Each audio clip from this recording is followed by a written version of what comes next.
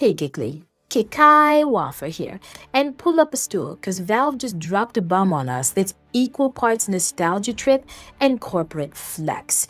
Yep, we're talking the return of the Steam machine, now redesigned, and a Steam controller that's apparently ready to throw down with the PS5 and Xbox.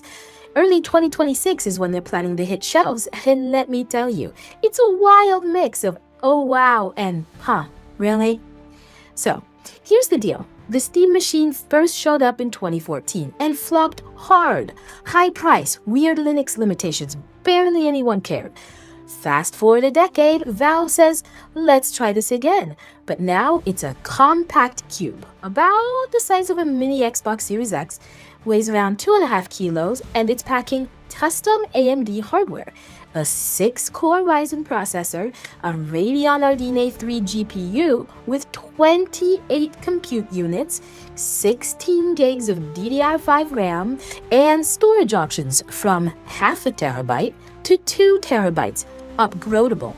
It's running SteamOS 3, which gives you a console-like interface, but still lets you dive into a full Linux desktop.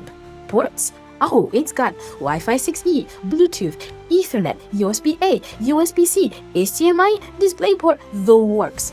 Graphics are expected to sit just under the PS5, but CPU-wise, this thing could actually stump. And the controller, man, Valve clearly borrowed ideas from both the Steam Deck and the Xbox controllers, slapped magnetic analog sticks that don't drift, high-def haptics like Sony's DualSense, touch-sensitive grips, motion aiming, and the old-school Steam trackpads. It connects via a low-latency puck, also a magnetic charging dock, and can pair with pretty much anything with Bluetooth. 35 hours of battery life. Yeah, I see you gamers drooling already. No, let's pause for a second and give credit where it's due. This is actually pretty ambitious. Valve's taking the flexibility of PC gaming, the upgrade options, the mods, the raw processing power, and trying to wrap it up in a console-friendly package. For people who want a hybrid setup that's powerful but doesn't scream, I'm a tower of cables, this is kind of a dream. And the controller looks like it might finally solve that drift problem that haunted the first one while giving you a ton of precision for games that actually need it. I mean, sure, they're leaning on this nostalgia factor, but nostalgia sells, right? And hey, if the price is competitive, you could be looking at a genuinely versatile gaming rig that's not a pain in the ass to set up. But here's where the twitching starts. Because if you look closer, Valve is basically trying to sell the Steam machine like it's a new console revolution, when in reality, it's a slightly shinier PC hybrid. The Steam Deck proved people will pay for a handheld PC gaming, sure, but a cube sitting under your TV isn't exactly disrupting the console space. And while the specs look solid, performance comparisons are being tossed around with phrases like, it sits just below the PS5 in graphics power, which, let's be real, sounds suspiciously like a humble brag. Basically, it's not a PS5 killer, it's a PC in console clothing. And don't even get me started on the controller hype.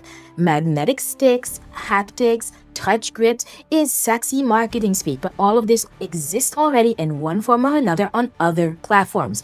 Drift-free sticks, check. Haptics, check. Motion aiming, check. Trackpads, well, that's Valve's unique twist, but honestly, they're spinning it as some kind of never-been-seen-before thing, when it's just a remix of existing ideas.